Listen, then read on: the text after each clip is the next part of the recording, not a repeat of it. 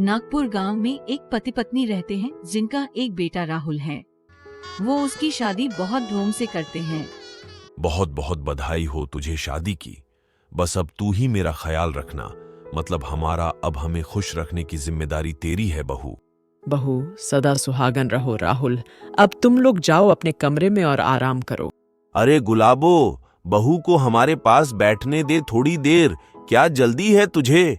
हम भी तो अपनी प्यारी बहू से बात करना चाहते हैं कुछ। पिताजी, अब माया ने इस घर में ही रहना है, आप बाद में कर लेना बातें, अभी हम चलते हैं। इतना कहकर वो दोनों अपने कमरे में चले जाते हैं। माया को अपने ससुर की हरकतें कुछ अजीब लगती हैं, लेकिन वो अपना वहम समझकर उससे इग्नोर कर देती है। और इधर विष्णु बहू की खूबसूरती देखकर मन ही मन में बातें करने लगता है। कुछ दिनों बाद, माया, जब मैं आज ऑफिस से वापस आऊंगा तो तुम तैयार रहना, हम बाहर घूमेंगे। जी ठीक है, मैं फिर सारे काम कर लूंगी। इतने में विष्णु माया को आवाज देता है। वो भागकर उसकी बात सुनने जाती है और आशीर्वाद के लिए सर आगे कर देती है, पर विष्णु उसको गलत जगह पर हाथ लगाता है, जिससे माया को बहुत अजीब लगता है। पर वो चुप रहती है और चाय बनाने के लिए चली जाती है। ये पिताजी का इरादा मुझे कुछ अच्छा नहीं लगता, मुझे राहुल से बात करनी चाहिए। रात को राहुल घर आता है और फिर वो घूमने निकल जाते हैं। वहाँ राहुल माया से बोलता है, देखो माया, मैं ऑफिस के काम से बाहर जा रहा हूँ और मुझे वापस आने में 1 हफ्ता लग जाएगा। मुझे पता है मैं अब तक तुम्हारे साथ फिजिकली नहीं हुआ, तुम्हारे जहन में बहुत सवाल होंगे। राहुल, ये तो हर लड़की का हक होता है जो मुझे अब तक नहीं दिया आपने। क्या मैं आपको अच्छी नहीं लगती या आपको कोई और पसंद है? माया, ऐसी बात नहीं, मैं चाहता हूँ कि हम हनीमून पे जाएं, कहीं दूर, बस इसलिए। इसके बाद वो दोनों घर आ जाते हैं और अगले दिन राहुल घूमने चला जाता है। विष्णु अपने आप से सोचता है कि अब मेरा काम आसान हो गया है। राहुल भी चला गया है और चुपके से बहू के कमरे में जाता है। पिताजी, आपको कोई काम था, मुझे बुला लेते आप। बहू, मैं तो पूछने आया था, अगर किसी चीज की जरूरत है तो बताना मुझे। अगले दिन पूजा बहू के कमरे में जाती है। बहू, मैं अपनी दोस्त विद्या के साथ बाजार जा रही हूँ।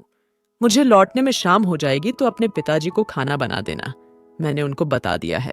इतना बोलते हुए पूजा चली जाती है और माया मन ही मन में घबराती है कि पिताजी के तो चाल चलन ठीक नहीं है मेरे साथ, और मैं अकेली हूँ घर में, ना राहुल है। इस बात को सोचते हुए वो किचन में चली जाती है। दूसरी तरफ विष्णु माया के बारे में सोच रहा था और दूध में नींद की गोलियां मिलाकर बहू के पास जाता है।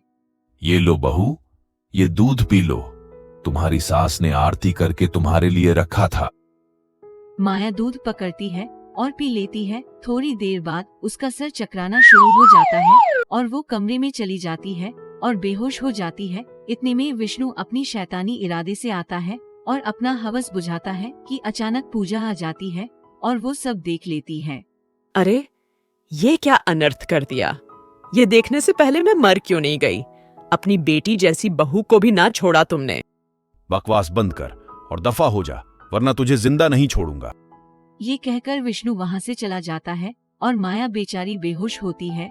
उसे तो पता भी नहीं था कि उसके साथ इतनी घटिया हरकत की जाएगी। पूजा कुछ सोचे बिना पुलिस को कॉल कर देती है।